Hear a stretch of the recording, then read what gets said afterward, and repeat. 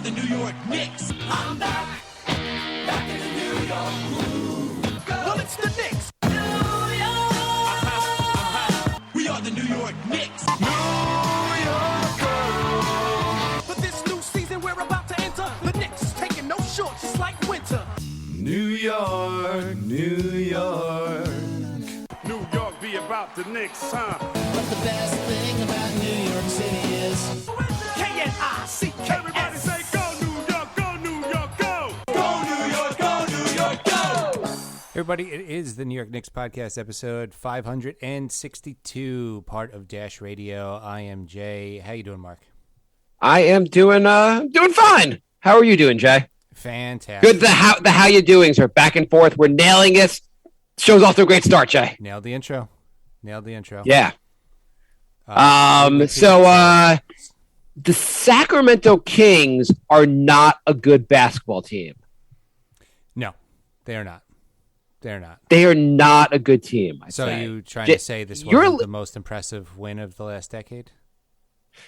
No, it was. Whatever. This is the first game all year where I was like, if we lost this game, it would be an embarrassment. You know what's amazing about Sacramento? I could almost talk myself into so many of the pieces on that team, and yet together they're a collective disaster. Sounds familiar. Like if I said to you, "Hey, would you trade rosters with Sacramento?" What would you say, Jay? I mean, when you go through the pieces, you think like they got Heald and Fox and Halliburton and Mitchell and Bagley, and you're like Rashawn Holmes, and you're like, they should be pretty good. Right. It's weird, but I mean, you could do the same thing with the Knicks roster. So, but the Knicks aren't this bad. Like the Knicks are bad. The Knicks are not great. They're a little bit below 500, having a disappointing season. Sacramento is playing for like the number one pick. I mean, they're not. Well, they have one of the worst. What are they, top 5 worst records in the NBA or something? Yeah, I mean, they're not. They're terrible. They're not, Detroit, Orlando bad, but they're down there. They're not. I mean, Detroit. I don't get even the sense of playing Detroit and Orlando that they look this bad. And I guess the Knicks didn't win by 40 or anything, but the Kings never look like they. You look like you never should lose to the Kings. I don't. I know they didn't have De'Aaron Fox last night. Why do they look? They've been bad for a. They're the one team you're like, well, at least we don't look that bad as a Knicks fan. You're like that. There's a franchise that's more dysfunctional than our franchise. Yeah, it's one of those games though that I just don't like, because if they win, you're like, well, yeah, they have to win against teams like this, and if they lose, it's like devastating. So it's one of those. There's like 5 or 6 games a season where I don't like it. It's like right. It's like, what is it, like arm wrestling a girl? Like you there's no winning. You beat the girl. Well, you should have beaten the girl, and if she beats you, holy shit. Right, exactly. So, yeah, but they, I mean, I guess I don't know if they look better or worse with De'Aaron Fox. My understanding is when De'Aaron Fox and Tyler and Tyrese Halliburton are on the court, the plus minus numbers are terrible, and when one of them's on the court and the other one's not in the court, the plus minus numbers are still terrible, and apparently the plus minus numbers look best when they're both on the court. Both not on the court. Yeah, which is kind of, I mean, and it's not that many. It's a limited number of minutes where they're both not playing. But it's weird that when your 2 best players don't play, your numbers actually look better. Yeah, that is not good. Although the Knicks numbers are a lot better when Randall's not playing. True. But to me, all last night was just one of those, like, we needed that. Like, just like we needed a team that we could just kick the crap out of to feel better about ourselves. And I do feel a little better about ourselves because it's been getting really depressing in Knicks world. Yeah, that's what I'd say. Speaking of depressing, you want to hear some Knicks stats? By the way, just since last show, they lost to the Bucks. We can talk about that in a bit. And they beat the crap out of the Kings. Tell me some depressing Knicks stats, because we don't have enough depressing stuff about the Knicks in this show. Please, Jay. So net rating, of the entire Knicks team. No, per quarter. So net rating is plus or minus basically for the team. Okay. First quarter and third quarter, the Knicks are 5th worst. So the third quarters of doom, fifth true. worst in the Not NBA. It's not just a mirage. Yeah, they're the fifth worst. Well, I mean I think what did they say the Knicks starting lineup is like the third worst 5-man lineup in the NBA. Right. Sorry, sixth worst. They're minus 7.1 in the third quarter. Oh, okay. Okay. Well, I guess they step up in the third quarter. Okay. They are the ninth best in the second quarter and the fifth best in the fourth quarter. That's different. So I have a theory about this. Mm-hmm. I know everyone's saying that this shows the bench is just better than the starters and the bench should be starting. Is that basically your conclusion? Well, yeah, because the bench plays usually the second half of the second quarter, and the game's usually over halfway through the fourth when the bench goes back in. Or that's when the bench comes in and the Knicks do a roaring comeback. Yeah. So my point was going to be basically kind of what you're saying. I think because the bench unit always plays when they're down, it's easier to be a plot. Like teams are always like if you're up by a lot, you're kind of letting off the gas a little bit, which allows the bench unit to have a better plus minus. Mm-hmm.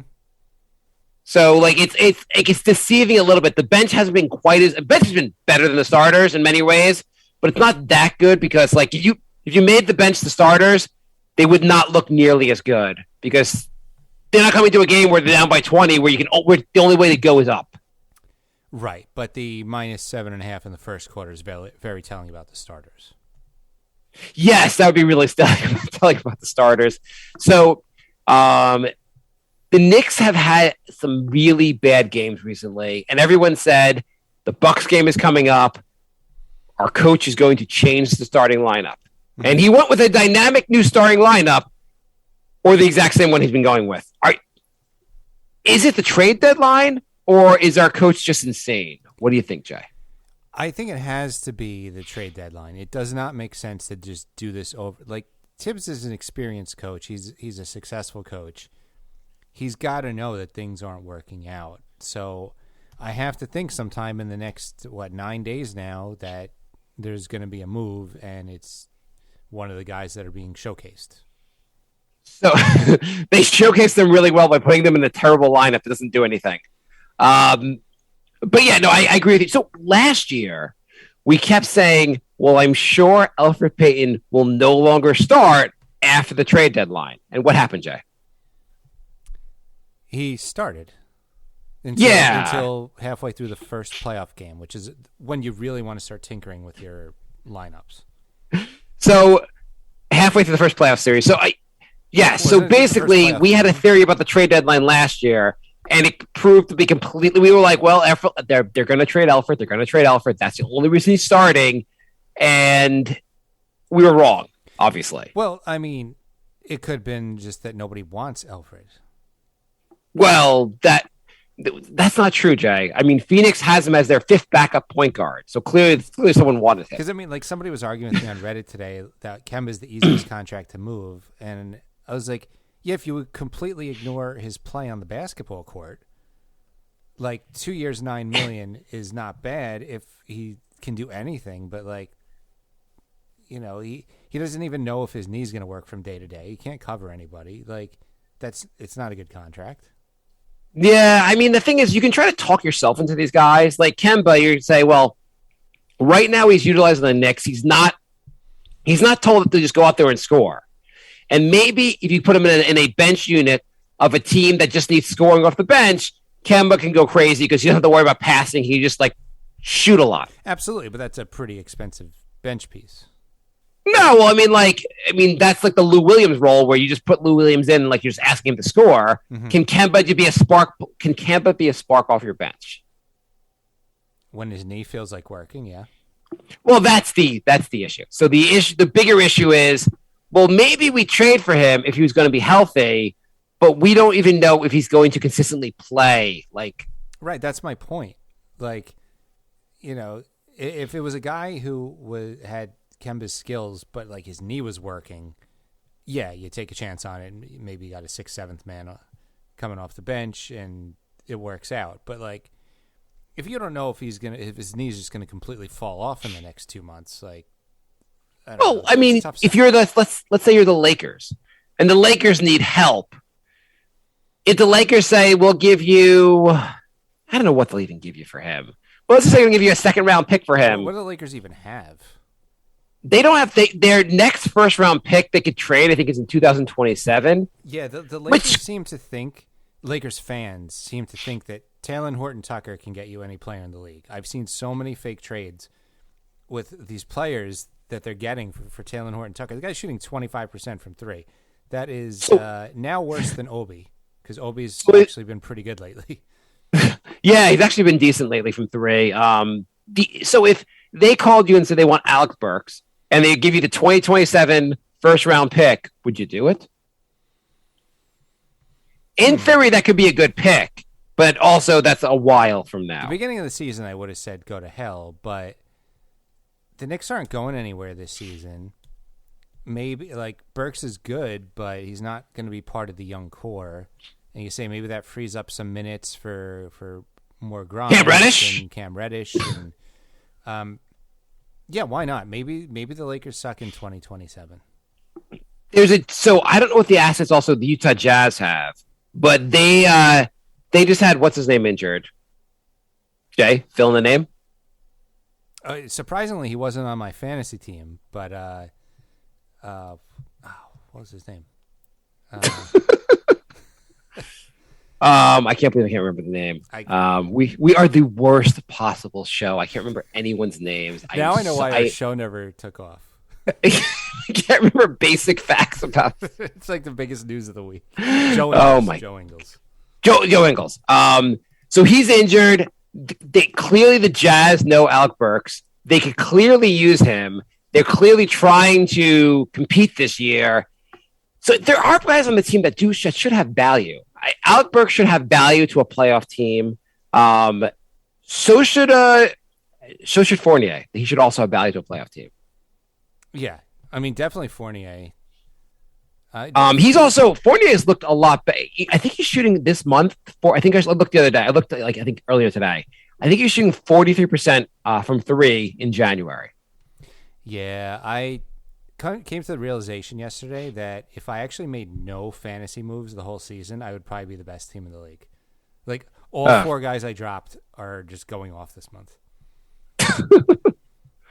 Okay, so Jay, I want to throw out to you some ideas for trades. Oh, actually, the big news also in Knick world is the guy we want, Jalen Brunson, has said he prefer to resign with Dallas, or has indicated this. Really, he wants to play with one of the best players in the league on a playoff team? I know it doesn't make sense to me either. But basically, they said he prefers to stay there. For some reason, he wants to keep playing with a team that's competing. But basically his people or someone has assured, ESPN has reported this. So if Jalen Brunson is off the table, that's kind of the major guy we were thinking about getting. The next guy, basically, De'Aaron Fox. Mm-hmm. What would you go? Would you trade Julius Randle for De'Aaron Fox? Fox makes about $35 million. Randle makes about 20, give or take. I know it's, and Fox I guess Randle's contract goes up a little bit, but it's about a $10 million extra into the cap. And maybe it's 25. Randle's goes to, I forget exactly, but it's basically about a $10 million difference. Fox's shooting really worries me. From three, but he's shooting from two is fine. He could be a little more efficient, but he's not bad. It's just his 3-point shooting is not great. Is it terrible that you can have a guy that the point guard have to shoot threes? No, but he does, and he shoots a lot of them. Well, you could also correct that. You can tell him that he doesn't shoot a lot of them. What, does he shoot 3 a game? Oh, is that it? Maybe 4 a game. Here, I'll pull. Okay. Yeah, I look. He's not shooting a crazy amount of threes. Okay, I could deal with that. I probably would, and not because I think Fox is necessarily a better player than Randle. Well, I mean, it's just a different position. But yeah. It's not even the position. I think that Randle, there's something going on mentally, which worries me more than if he had like a gimpy leg this season. And I don't know if he's going to recover from it. I think the Hawks broke him, and I don't know if there's coming back from it. So De'Aaron Fox shoots about 3.7 threes a game. Last year, he shot 5.5. So he's actually shooting. That's what I was thinking. Okay, yeah, he's shooting less than last year. his shooting percentage sucks from three. But if you get him down to 2 threes a game, you can kind of live with that. Yeah, absolutely. He's scoring 20 points a game. From the field, he's about 46%, and probably a little higher when you don't count the terrible 3-point shooting.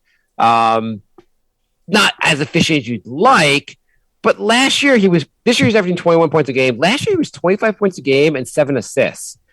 Those are nice numbers from a point guard. He can penetrate.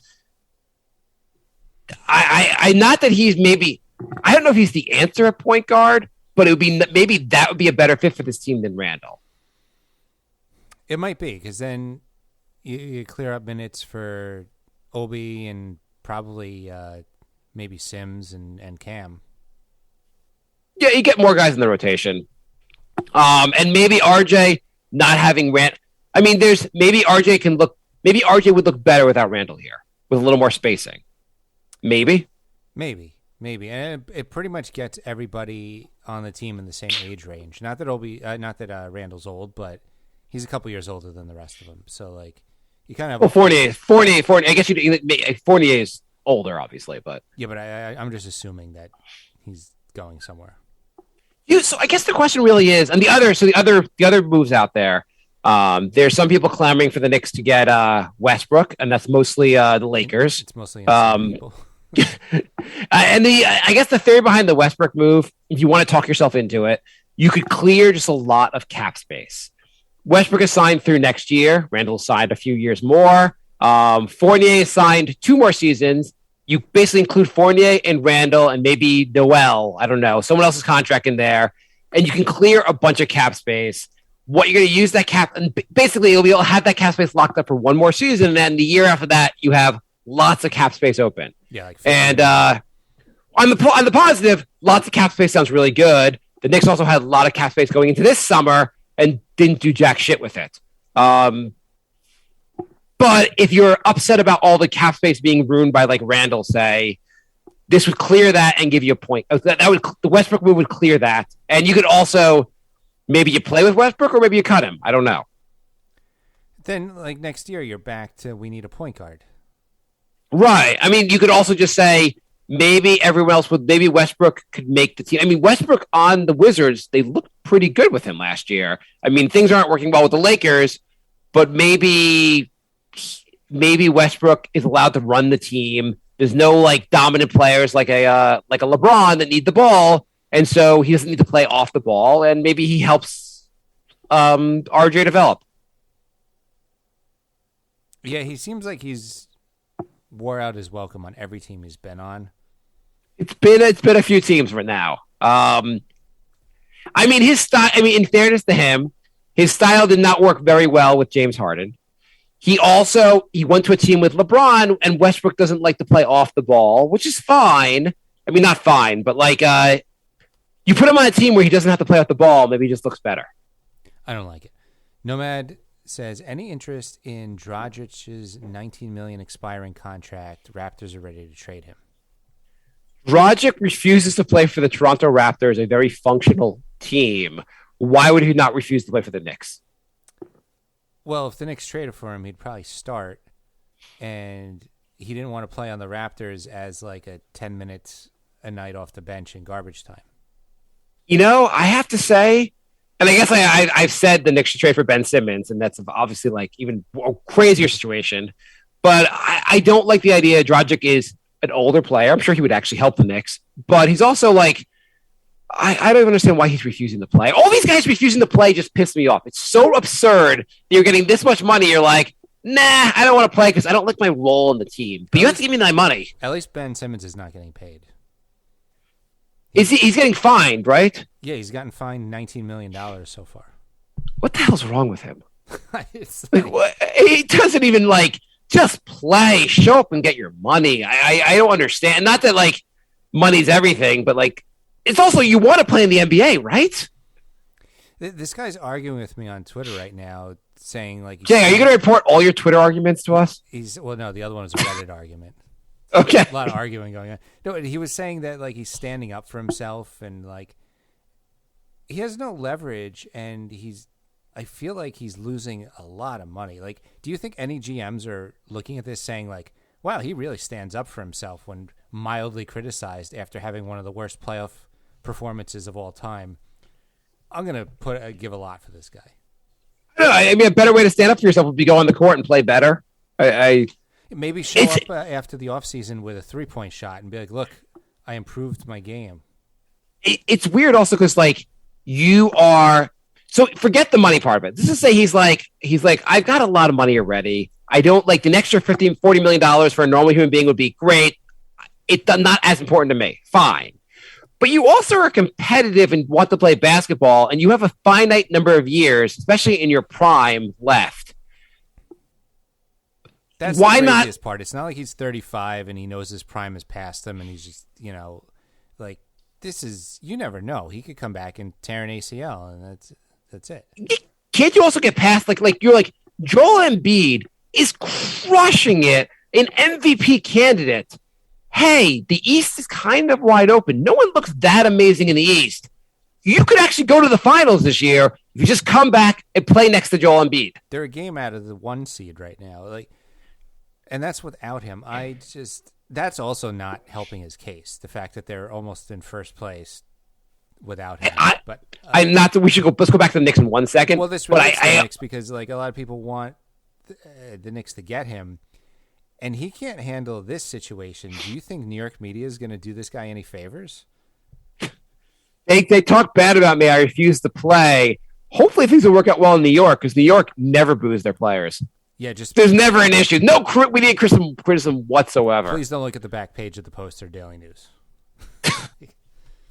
We have like a psychotic amount of criticism you get in New York as a player. The other players that have been rumored as part of it, and obviously Leon Rose keeps everything very tight-lipped, so we don't know what he's actually going to do. The other players out there are Sabonis and Miles Turner. For a little while, everyone was kind of clamoring about them. I feel like the Knicks aren't going to make a move for those guys. Mitch started playing a lot better, and all that chatter just died.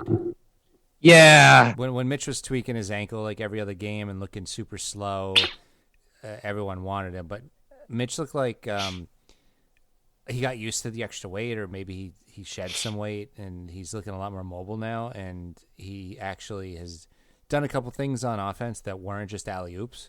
And he had another drive to the basket last night. He took the ball, dribbled, and did like a little like layup thing. That was great. Isn't it amazing that we get so excited when one of our players drives the lane? Like, we had a nice drive yesterday. I was like, oh my God, Obi drove it. I feel like Mitch, the issue with Mitch, I want to, like, on the one hand, I criticize him a lot. On the other hand, there really is, like, you feel like if they just developed him a little better, there's a lot there. Mm-hmm. Yeah. Anyway. So what do you think? Okay, here's the question to you. Will Leon Rose, is he thinking about this year or future years at the trade deadline? He should be thinking about future years because the Knicks are in 11th, and they have the second hardest schedule in the league going forward. Agreed, Jay. But my question really is not what you think he should be doing. What do you actually think Leon Rose is? Like, what do you think Leon Rose is thinking right now? For, like, is he trying to get better for this year? Trying not to make sure the season ends well? Is he just like, this season is trash and I'm just worried about next season, the future seasons? What do you think Leon Rose actually is going to do at the deadline? He has to be looking at future seasons. He can't think like we're a move away from competing. Like, yeah, maybe a move away from eking into the playing game and getting embarrassed in the first round. And that's, I have to think like the signs we have, the Cam Reddish trade, that clearly wasn't a trade about this season. That was trade more about next season than this season, right? In the future. Yeah. I have to think also these contracts he got, none of them are crazy long. Like he got them with the idea that maybe he'd move them later. Mm-hmm. Yeah. So I wonder if he sees some of these things. Like the Knicks are in the bottom 5 in field goal percentage in the paint and mid-range field goal percentage. Field goal percentage in the paint, they're in the bottom 5? Yeah. Wait, hang on. I just want to ask you to say this again. So the Knicks have a player on the team who shoots about 78% from the paint in Mitchell Robinson. And yet, overall, they're in the bottom 5 in the league in the paint. So Cam Reddish gives the Knicks 6 of the 32 players in the league who shot worse than 49% on at least 100 attempts in the paint. Jesus Christ. Alec Burks has the worst mark with 38%. Shh. Jay, that's a secret. Do not mention how bad Alex Burks has been in the paint. It's not. But the rest of the league, Burks is a sniper from 3. He can also be a starting point guard. He's going fast. Bye. Trade with us. Don't mention that, Jay. It's just going to hurt us. And on mid-range shots, Julius Randle is the second worst in the league among players who've taken at least 100 attempts. I thought he had the lowest effective field goal percentage for guys that have taken like 100 attempts. Julius Randle. Yeah, it's really bad. I at least recently he did. I don't know if he still does. Who else is in the bottom 5 or the other guys? So it was Cam, Burks, RJ's horrible around the rim, right? Yeah, it didn't list all of them. It just said Cam, Burks, Randall, but yeah, I'm guessing it's RJ, probably Fournier. Yeah. You want to do some questions? Yeah, let's do some questions. Justin writes, at least we're not blank fans, and name a franchise that sucks more ass than us. I'm going to lead with this, Jay, and say the Sacramento Kings. I think it's more of a disaster to be a Sacramento King fan, despite them. They have so many pieces, they still look like garbage. So your turn, Jay. The Thunder. I know they had 1 million picks, but are you super excited for anybody other than Shea? They do have 1 million picks. I am not sure how they're going to use all these picks, but they do have 1 million picks. I don't know. I don't think I'd be so. Are you really so upset as an Oklahoma Thunder fan? I mean, you had not that long ago. You had Durant, Westbrook, and all that. You had those guys. It was a little while ago, and you somehow screwed up keeping all of them. But I don't know. I mean, with all these picks, I'd get excited. I'm not that like. Don't they have a ridiculous number of first round picks? Was it? Don't they have a ridiculous number of first round picks? They do. They have a lot. We didn't say that they announced the Rising Stars game. The rookie, they did? Rookie sophomore. Okay. So, do you want to know who on the Knicks got on? It better be Grimes. It is nobody. Okay, whatever. It's more chips on the shoulder. Whatever. I mean, it's actually a pretty deep class this year. The Pistons, Magic, and Rockets all have 3 apiece. What's the roster? Do you have it in front of you? Just not the sophomores. Just the. Well, I guess that means OB and IQ didn't make the sophomore roster. No, they did not. So the rookies are Cunningham, Josh Giddey, Chris Duarte. This guy I don't even know. Ayo Donsamu. Yeah, the guy he's on the Bulls, right? Oh, okay. Evan Mobley, Franz Wagner, Scotty Barnes, Jalen Green. I don't know Herbert Jones. It's a pretty deep class. That's the Sengun, Suggs, and Mitchell. Okay. I mean, who's in the sophomore class? LaMelo, Anthony Edwards, Bain, Sadiq Bey, Halliburton, Maxey, Tate, Cole Anthony, Isaiah Stewart, Jaden McDaniels, Isaac Okoro, and Precious Achiuwa. I mean, to be fair, everyone is lauding Leon Rose. And a lot of those guys were like higher picks than we could have gotten anyway. But a lot of people are lauding how amazing Leon Rose has been drafting. Mm-hmm. And 2 draft classes, and none of them are on this team are playing in the Rising Stars game. Yeah, but they're better. It was just one of the biggest snubs of all time. You know what? Okay, forget that. Grimes actually looks really good. What do you think of Grimes? That's as far as my biggest takeaways from last night. Are Sacramento sucks and Grimes keeps looking more awesome. The thing is, Grimes has been really good in January. He didn't play enough in November and December, and he's not on anybody's radar right now. Like No, that's maybe fine. next Yeah, year he you're makes right. He's something. under the radar because he hasn't played enough, but he's looking really good lately. He's shooting 40% from three. Also, his 3-point shooting is not what excites me. His defense is really exciting me. His defense looks awesome. Yeah, absolutely. And he Like, the loves dude- it too. So like he has a passion for defense, which is great. Yeah, he's giving you the defense everyone claimed Frank gave you, but also being a relevant part of the offense, which is even better. But like he was like annoying the crap out of Sacramento on defense.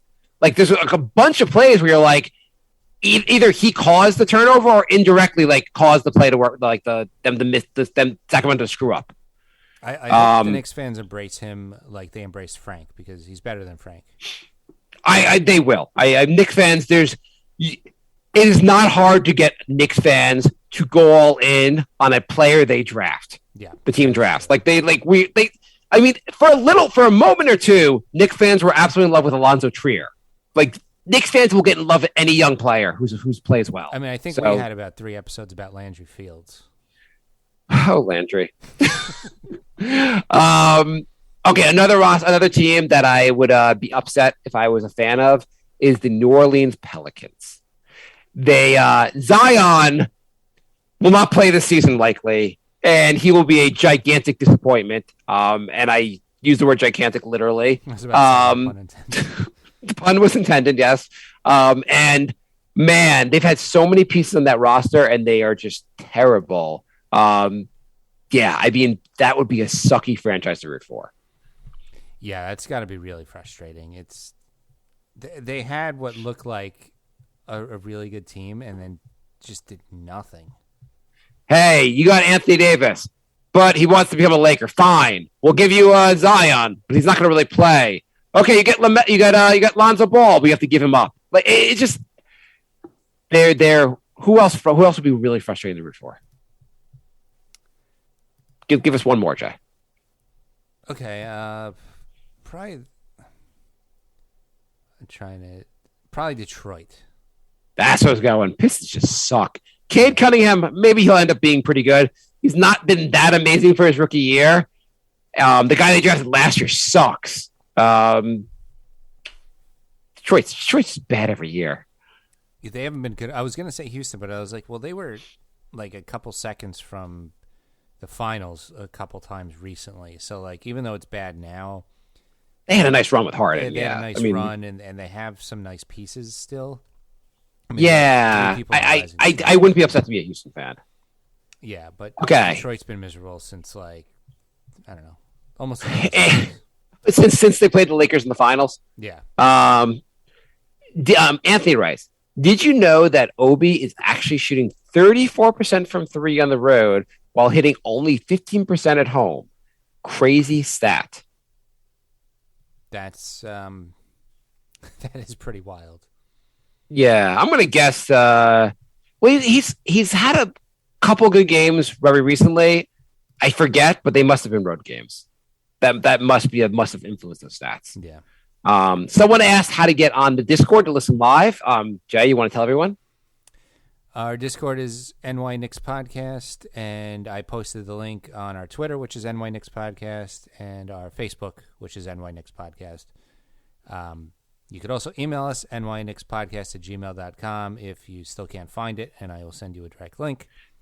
But yeah, you can message on the show. You can call us during the show. Lots of cool things you can do with Discord that we have not tried yet. Yeah, Greg we writes. just started the Discord group, and so we're we got a bunch of chats going on, and yeah, it's fun. So join it. Greg writes, heard D Rose is in the house, Jay. Yeah, so D Rose claims he'll be back shortly after the All-Star game. Jay, will the return of D Rose mean the Knicks will have a wild? Will the Knicks like really turn around the second half with D Rose coming back? They're going to look a lot better, but the schedule is so tough. I don't see it happening. I mean, they looked pretty bad with Rose earlier this season. Nothing against Rose. D Rose is not in the starting unit, so the starting unit's going to still look pretty bad. Yeah. Greg writes, realistic trade ideas. What trade ideas? Okay, Jay, next week I guess we'll be the last show before the trade deadline. Yeah. But if you had to say one move you wanted the Knicks to do, Who's your number one player you'd like to see traded? Kemba, but I know that's going to be. I think it's going to be a difficult sell. Okay, so are you prefer they get rid of Fournier or do you prefer they get rid of Burks? And what kind of return should we expect? I would prefer they get rid of Fournier. Not that I mean, I like Fournier. I just feel like it just makes more room for the younger guys. Burks, I feel like he can just fill in spots. You know, he could play a couple positions. Fournier's could basically just play the two.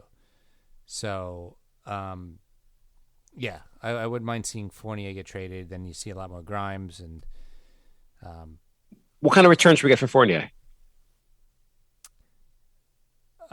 Picks or expensive. Are you just gonna say picks or players? What you can get for every player? Jay, I mean, like, what is he worth? Like, what's the maximum return? Are we expecting a first round pick for Fournier? I think if you got a first, it would be a late, and then it would have to be. His contract's pretty big. That's the problem. He's getting $17 million. What's the point of trading him if you're not going to get some return for him? He does contribute, right? Yeah, or you're just trying to clear his spot in the roster. Yeah, trying to clear a spot in the roster. So maybe it's a larger contract that some other team's trying to dump, and they'll attach a first with that. You don't think he has enough value that alone where people are like, I want to get Fournier, I'll give you a first for it because we're competing this year? Well, you have to match salaries too. So. Right, that's true. You have to max out. But let's just say like the Knicks have him for 2 more years. Let's say it's the next salary you get back has 1 more year and you get a first. Would that be? Yeah. I know the matching salary stuff makes it really a lot harder. Goddamn NBA. Yeah. Adrian writes, what is Jay's update on the Randall is better Nick than Melo? Jay, do you want to apologize to Melo? Probably the worst take I've ever had on the show. Yes, that was a pretty horrible take, Jay. Can you explain yourself? No. Last year, Randall had a better season than I think any of the Knicks Melo seasons, but his first and this year has been worse than any of the Melo seasons. So, hey, I have a question for you, Jay. And I love. I'm gonna before I even say this, I like RJ a lot. I think he's gonna be a really good player. I am not knocking RJ, but Jay, RJ was the number 3 pick in the draft. Yeah. Look at the last 5 drafts and the number 3 picks, and tell me where would you rank RJ as far as guys you would like? I mean, I don't have that memorized. So do you have? You don't have that memorized? I don't. That really is like. I think you should become better prepared for the show, Jay. How do you not have that? How do you not have that in front of you? So this past year, it was Evan Mobley. Would you rather have RJ or Evan Mobley? That's a close one. Okay. While you think about that, yeah. Last year, the number 3 pick was LaMelo. Would you rather have LaMelo or RJ? LaMelo. The year before was RJ.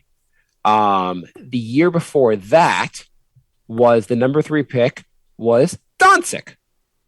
Yeah. The year before that was Tatum. I'm not knocking RJ in any way, but look at those 5 years. We probably got the worst of the 5 player of the 5. I mean, Mobley looks pretty darn good. He does. We probably got the.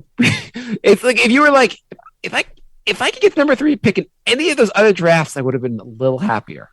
Yeah. Anthony, did you want to talk? I saw your hand raised. Yeah, how you guys doing? Good. How you doing? Hey, what's going on, man?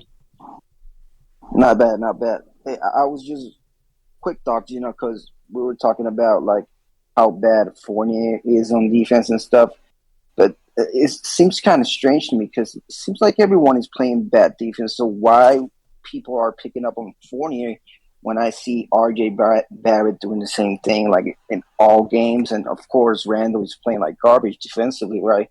So I think that, Fournier has value, and you can see the last game he was on fire, and he's not the disease. He's a symptom of the system, right? We don't have a point guard.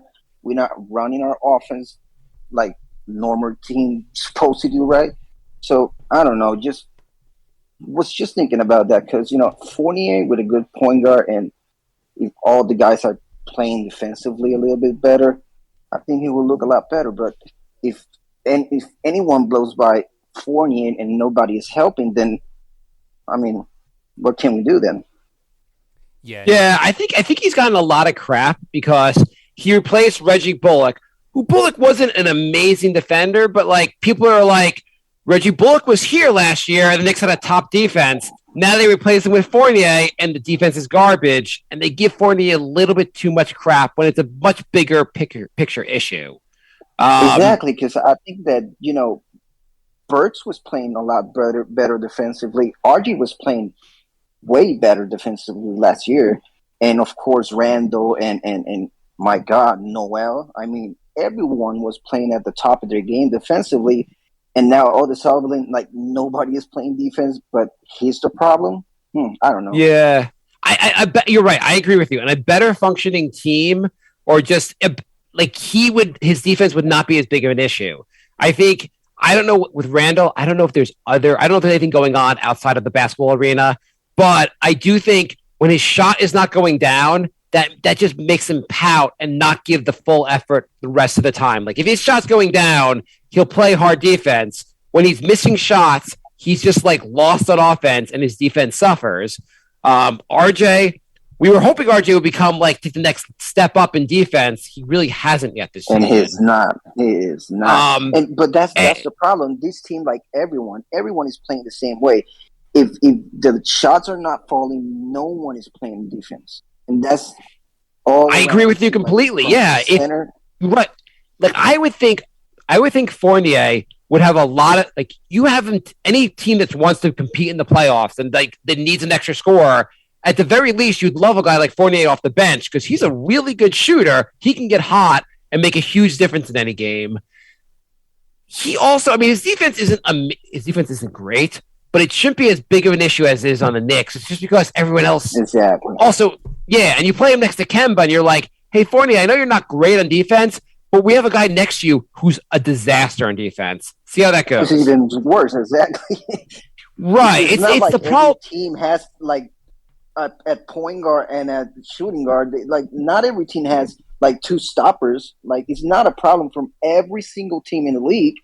So a lot of teams have guys who aren't amazing on defense. Like Trae Young is not a great defender. Atlanta can hide him because they don't surround him with four other guys that can't play defense either.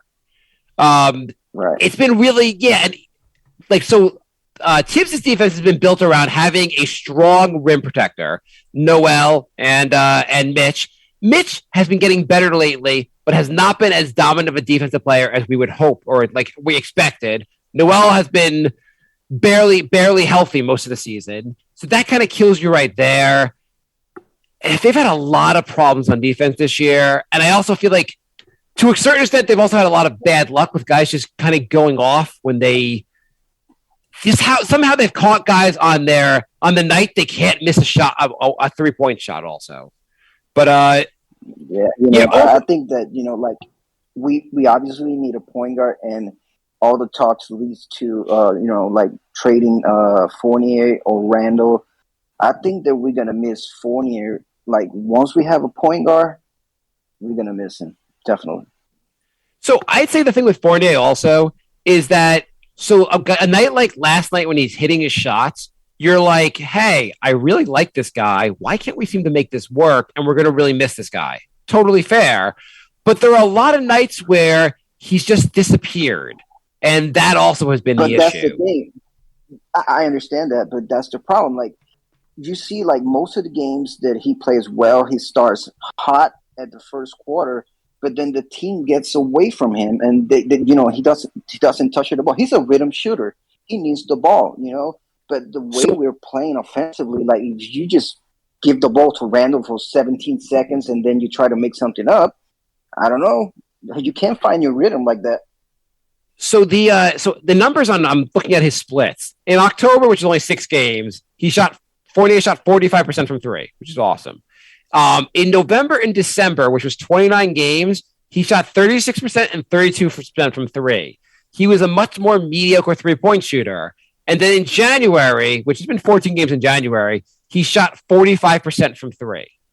So basically, for 20 games this year, Fournier shot about 45% from three. And for about 29 games, he shot about 34% from three.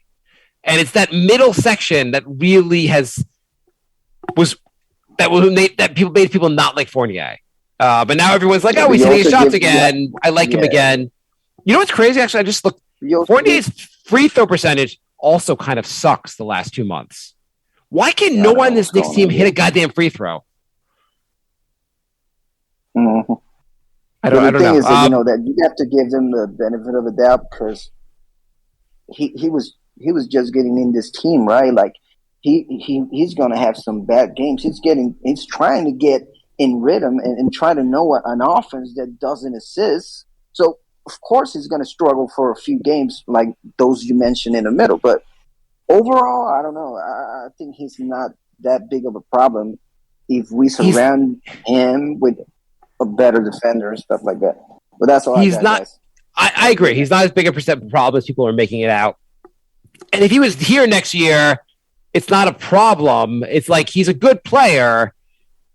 I don't know. It's figuring out this Knicks issue is a really tough issue of how to figure out how to propel this team forward. And then you add a guy like Cam Reddish into the mix, and I'm like, well, you just traded for him, a first-round pick. You got to play him, but it's hard to figure out even how to fit minutes in for Cam. Jay, how do you fit minutes in for Cam? You got to let either Burks or Fournier go. It wasn't anything personal against Fournier. It's just you got a lot of young players, and if you're going to go a youth movement, there's a log jam right now.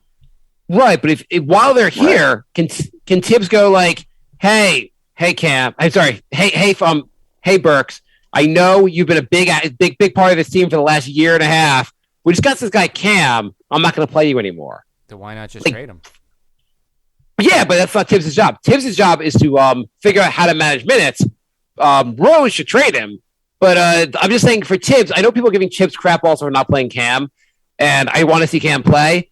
But I think it's a tough situation for him where he's like, Burks has been really loyal and really a hard worker for the last year and a half. I either cut his minutes, or Fournier, we just gave him a big contract. I'm going to cut his minutes. And Grimes, this guy looks awesome, this rookie. I'm not going to cut his minutes.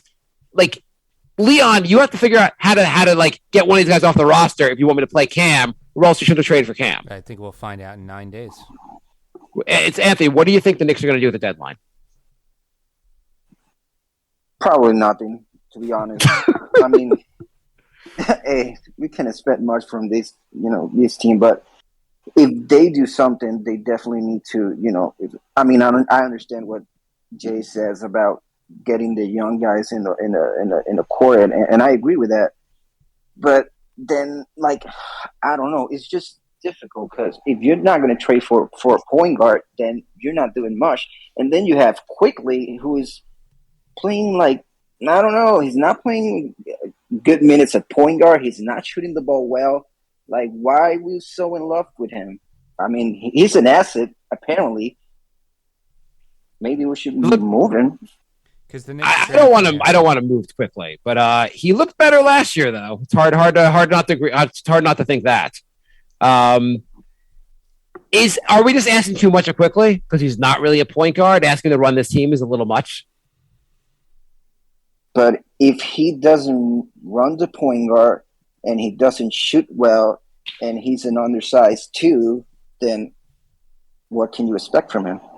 Like, I don't know what's the real value there. I mean, it's fun to watch, but he doesn't fit the things that we need from him, right? Like, we need a point guard, or either that, or we need a bigger guard who can guard, bigger guys. And I don't know, he's struggling in every way, in my opinion. He's, the last 2 months, he's shot about 36% from the field. That's barely playable. Yeah, that's really bad. That's really, really bad. That's just a level of inefficiency. Like, and I like a lot. I think his decision, like, he's looked a little better in some ways as far as his playmaking. But I disagree with that. Cause you don't think his playmaking look a little better?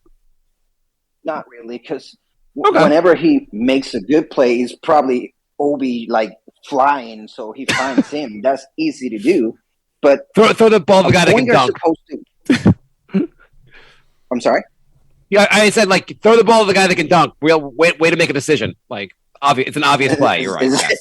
It's an obvious play, but he doesn't get Fournier in rhythm. He doesn't. I don't know. Like nothing a point guard is supposed to do. Like he doesn't get anyone involved. He don't go on screens and then trying to find the open guy. He just look for his shot, and sometimes he just shoot from 40. Like I don't know. You don't think a point guard's job is to dribble circles around until like there's 2 seconds to go on the shot clock? Exactly. That's exactly what he's doing every time. Like he takes the ball and then like 20 seconds later he's like, "Oh, I'm the point guard, right?" Right. I kind of feel like we got really excited. I mean, I still think Quickly will end up being a good piece off the bench, but like we got irrationally excited about him, and it's not clear why we got so irrationally excited about him. He's got to shoot. We're Knicks fans. We get excited about everything. He's got to stop the 40-foot 3-pointers. Like the for no reason at all, 10 feet behind the arc, just throwing it up there. It's just so goddamn annoying. All right, we got another caller. So, okay, awesome. Thank you, Anthony. And we'll talk to you soon. Let's see, we got still trying to figure out this whole Declan, how you doing? Hello. Hey, Declan. Hey, how are you? I'm good. How are you guys? Good. Thanks for calling in. Good. I just wanted to jump in because you were talking about irrational Knicks fans, and I was looking at Miles McBride. I mean, why aren't we giving him a go? I don't know. His numbers in the G League have been awesome. I think he's averaging something like he's played, I think, 5 games, averaging something like 28 or 29 points a game with like, I think has 9 assists per game. He's looked pretty darn good in the G League. Why not give him more minutes in the NBA? I don't know. I mean feel like the answer is because it's Tibbs, so he's not going to give him a go. But he's only taken like 60 shots in the regular season in the NBA. Like he hasn't had a chance. Yeah, no, he had one game where he actually really played the Houston game, and he looked pretty darn good in the Houston game. I mean, in fairness to the whole Knicks organization, we keep saying they should use their G League to really develop guys, and the Raptors have really used their G League to develop guys. So the Knicks are playing McBride, they're playing Sims down in the G League, and that's true. Like the Knicks they're trying to develop them, which is not the worst thing of all, and they're saying, hey. There are some guys we're prioritizing right now over you guys, but we're going to give you a lot of playing time against better than college level competition. You will get better. I mean, McBride playing 6 minutes a night in the NBA or playing 30 minutes in the G League, I'll take the G League minutes over that. Yeah, that's a good point. It's just frustrating because he's I'm just looking at his stats and the shooting's not great, but he's got a lot of assists. We know how good he is on defense. But yeah, maybe I'm just getting overexcited. I mean, at one point we thought Ron Baker was actually a good player. So at one point, Knicks fans were saying we've got a lot of pieces here to build around, like Ron Baker. It was that was a low moment in a couple of years ago. I think next season I like that guy a lot more. I like him too. He was a tough guy, but the Knicks have had a lot of guys where you're like, the Knicks are like, this guy could be someone. He's part of the future. And then the minute he leaves the Knicks, he's out of the NBA. It's kind of funny, yeah, when you think about it. Like Chris Copeland, I don't know, Jorts. Remember Jorts? Yeah. Of course I remember Jorts. This one. I mean, he did a bit. But I remember being so pissed off or just upset that Chris Copeland signed. I think he signed with Indiana after he left the Knicks. And I was like, how could the Knicks not keep the Predator? He would be a great and then he was out of the league pretty shortly thereafter. Yeah. We get excited, and yeah, George was fun. Also, there's other guys. Yeah, there are a lot of interesting guys that have gone through the Knicks in the last decade or two. Even Trey Burke. I mean, God, I feel like I'm going crazy. I almost feel like this team could use Trey Burke. Am I just mental?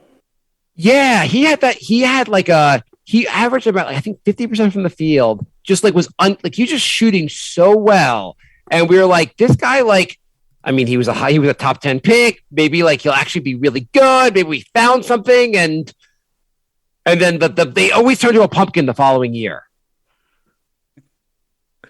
Yeah, so that's all I got. But yeah, it's let me ask you, who are you? I know? I mean, as you say, who are you irrationally excited about on this team? Oh God, I don't think I'm excited about anyone on the team at the moment. Not Grimes, at least. Oh yeah, I haven't watched as much this season as I did last year, which is a bit frustrating. So I've only seen highlights, so a lot of the time. So Grimes looks great for sure. Okay, get more Grimes highlights. He's looked. I've been very impressed by Grimes. Yeah, Grimes and Sims. I like McBride. I actually didn't like Obi at first, but I'm actually getting pretty excited about him now. Especially with the idea of Randall going. Yeah, he was growing on me. Then I got a little down on him, and I hope he ends up being good.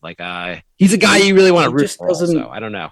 He just doesn't know how to use his limbs. He's got all the tools, but you watch him and it's just so awkward. Yes, I agree completely. We have coaches; they have to be able to figure out how to how to get these guys to better utilize their skills. Sorry, what did you say? Probably can't use a knife and fork. Yeah. What's your prediction for the trade deadline? I think Burks has got to go. I don't see why we would keep him. I mean, what's the point? He is a good player, but it's a lot of money for someone we don't need, and someone who's pretty attractive to other teams. Would you trade Fournier? Would you trade Julius Randle for De'Aaron Fox? Yes, and I don't even think Fox is like amazing, but he would instantly be probably the best point guard we've had in years. It's really a sad state of this team. Yeah, I would just do it. He's a ton of potential, and if you're gonna you might have that potential at point guard because we haven't had that for a long time. Yeah, he doesn't really solve any of our problems other than he can he can run an offense, I guess, but our spacing would be absolutely awful. But at this point, at least it would be fun. I mean, him and Obi running the floor, that'd be great. I think that'd be kind of awesome. I agree. And I think he'd make RJ look just having a point guard that can really penetrate would be and make that'd be pretty big difference. Even if the spacing is not great, whatever. Just some speed in the offense. It's so frustrating to watch sometimes. And I think it's a Tibbs thing generally with the offense, but it's just so slow and just do something. They don't even set any good screens. If you're going to pick and roll, at least set a good screen, for God's sake. It's I don't know. It just puts you to sleep sometimes watching them on offense. I kind of want the Knicks. I said this to Jan on the show before, but I kind of want the Knicks to do I don't know, it's not 7 seconds or less, D'Antoni, but something along those lines, maybe 10 seconds or less. Just focus on trying to get a shot off or do something in the first 10 to 12 seconds of the shot clock. Move faster, make faster decisions. Stop with this. Well, I'm going to dribble up the court, take around 7 seconds to even get across half court. Then I'm going to wait until about their 5 seconds to go on the shot clock before trying to do anything. There's so many plays that get burned. They have to make a last-second decision because they spent the first 15 seconds doing nothing. I mean, presumably they're being coached to do this because, they're not stupid. They played basketball their whole life. They know how to play basketball, on offense. I'm sure they've played in good offenses before. They must know. You think they're like, Tibbs, I don't understand. We're really going to bore them to death with our offense? Yeah, just go as slow as possible. Eventually the other team will just collapse out of boredom. Yeah, I mean, I suppose Tibbs has often had really good players, hasn't he? I mean, God, even when I played basketball, like in England, and I'm terrible at basketball. If you're all not very good, you pass and move, and you try and get the defense moving. But I don't know, it's not the NBA, I suppose. Yeah, I don't know. I mean, I don't. Are you out on Tibbs at this point, or do you think should Tibbs come back No, next season?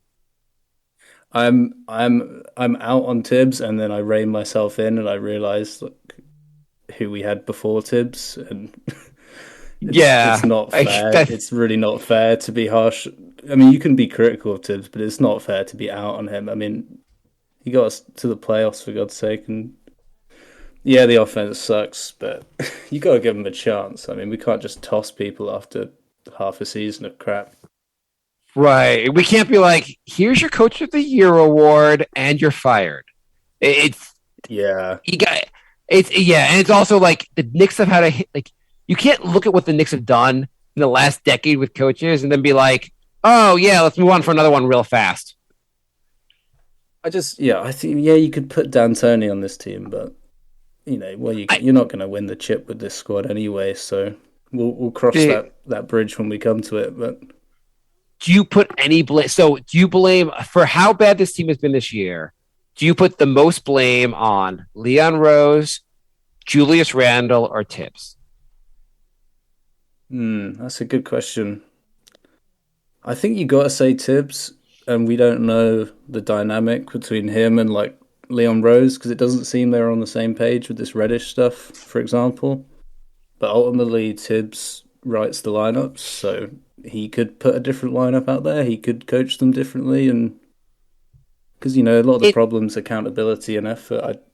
It is frustrating when they preach accountability, and then you see Randall just huffing and puffing and not trying. So And I think that's the coach. So what do you say, Jay? Is that you? No. Oh, okay. I don't know why. Okay, I would say in defense of Tibbs, if Julius Randle was anywhere near last season's performance playing, wouldn't the team be like just 10 games better? Like, isn't Julius Randle's play what's really crushing the team more than anything? Yeah, definitely. But so's our free throw shooting. Yeah, I mean there are a lot of issues. I just wonder, like, if Randle is playing a ton better, like playing more like last year, that he probably gives greater efforts on defense. The overall defense looks better, and a lot of stuff like Tibbs would not look as bad, or he would look a lot better if Randle just wasn't a dumpster fire. I don't know who's the most to blame. I also feel like for Tibbs' standpoint, he probably feels like the only way we end up turning this around is if Randle gets right. So I want to keep giving him minutes and keep giving him the opportunity to turn this around, even though if it's not going well. Yeah, you're completely right. I mean, he's our best player. People think Derrick Rose is our best player, but I mean, Randall was getting MVP chance last year, so yeah, I feel like Tibbs has been dealt with it. It's just the accountability stuff is frustrating because he could be so much better, and he just needs a kick up the ass. Yeah, I mean, Tibbs clearly is to blame partly for how bad this team is. Randall's partly to blame, and Rose is partly to blame because this is like he constructed this roster, like it's clearly not working out so far. This roster. Yeah, I mean, I'll leave you guys in a sec, but I suppose you could make the argument that because Rose has added all these extra players, now Randall has to, the ball has to be shared, and I don't know, maybe Randall's ticked off that it's not all through him. I don't know. Yeah, it's well, hopefully Leon Rose will do something smart at the deadline and make us feel more optimistic going forward. Yeah, just keep Scott Perry away from anything and everything. That's my opinion. Scott Perry's looking at the Orlando roster, being like, "We can get some of the players they aren't." I guarantee Scott Perry is like, "Why don't we give a first round pick for Mo Bamba? It'll make a huge difference." Oh God. Anyway, all right. I love you and leave you guys. But okay, thanks for joining us. Appreciate the call. No problem. All right. So, Jay, I assume we're nearing the end of the show. Yeah, we're well into overtime at this point. Okay. Nomad says Randall and first for Fox. Who says no? Can it not be this year's first? Yeah, future firsts. Dallas. Okay, yeah. The Dallas. Yeah. I think I would do that. I'm not saying the Knicks have to trade Randall, but if it involved getting an actual point guard, I think I would do it. Moon Woman says, do you guys think that a different coach would be giving McBride much more burn at point guard? Not saying it'll make us win more games, but surely we drafted him to play point guard. Yeah, I think it's just tough because I guess if they're featuring Kemba to try to trade him, it'll be easier to give McBride minutes after the trade deadline. I don't know. They should play McBride. I don't understand why not. Without having a point guard right now, why not just play him? Yeah, I get playing Kemba and Rose, but playing Burks over McBride at point seemed a little weird. Yeah. At least Tibbs is. At least we're finding out who's not a point guard in this roster so far. IQ and Burks are clearly not point guards. Who will he try next?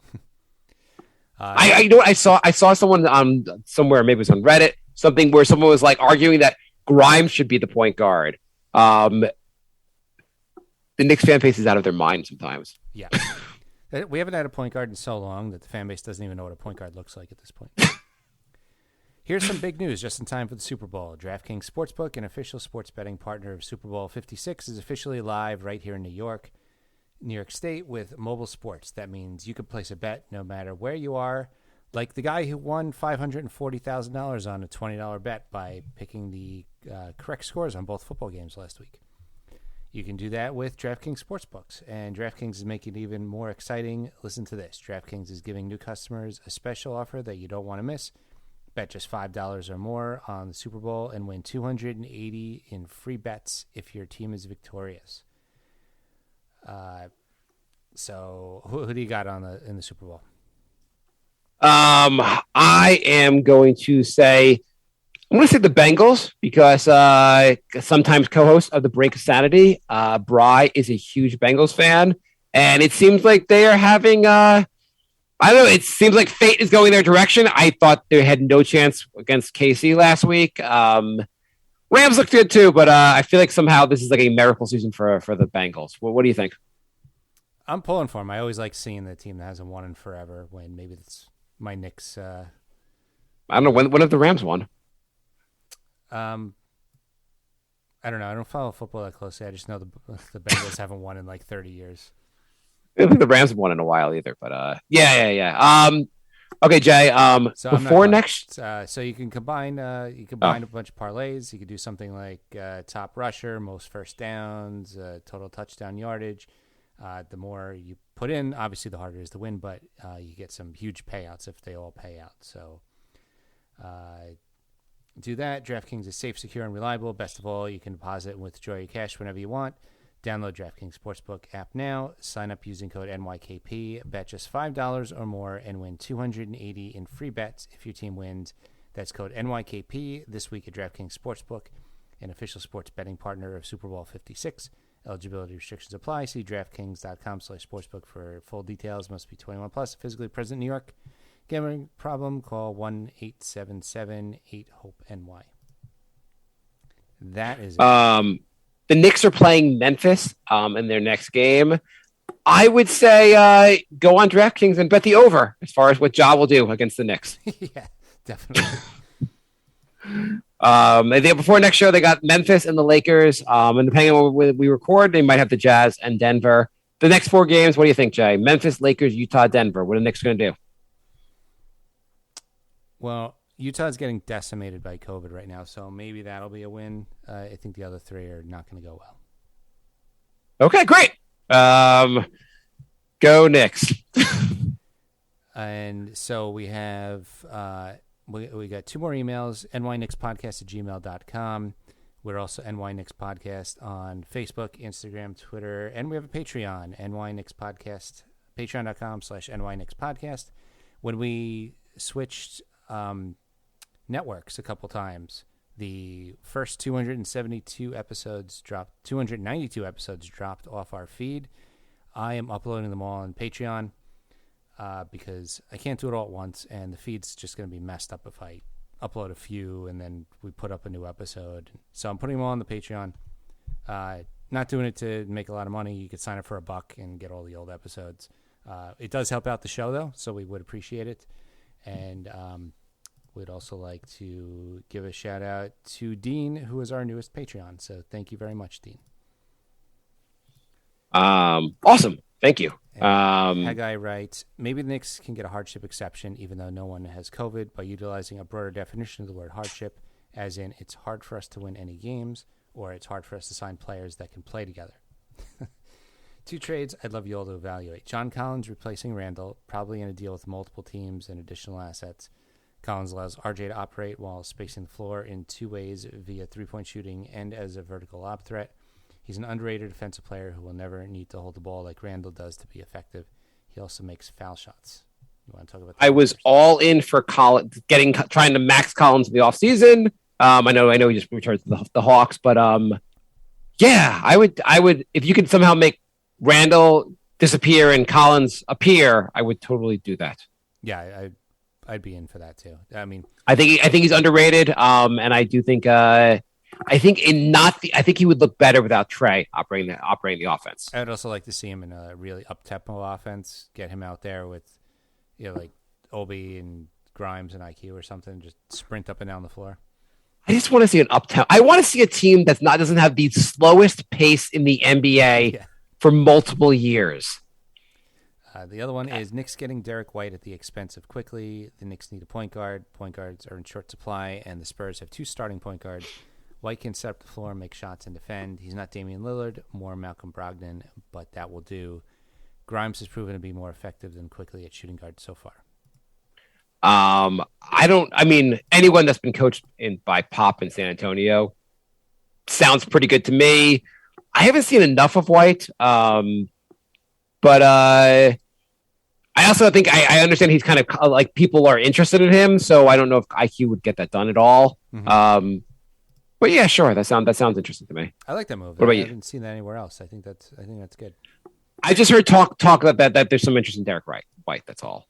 But he'd be an interesting guy to get. I don't know what San Antonio. You have to think like they're going to turn it around pretty soon. They're not going to be bad for that many years. Like, what's their plan?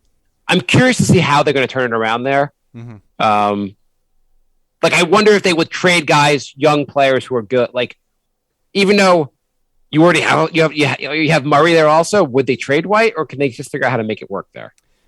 I mean, if they think they're not happy with their 2 right now, maybe IQ will play better with Murray than White. Maybe. I mean, it's like you're trading youth for youth, so it's not like it's nothing. It's not a crazy swap either. You're right. And Ryan writes, "Hey Jay, whenever trade talks come up in the podcast about Randall, you say he's our best player. So my question is he?" Yeah, I mean, it's a good question. He was last year.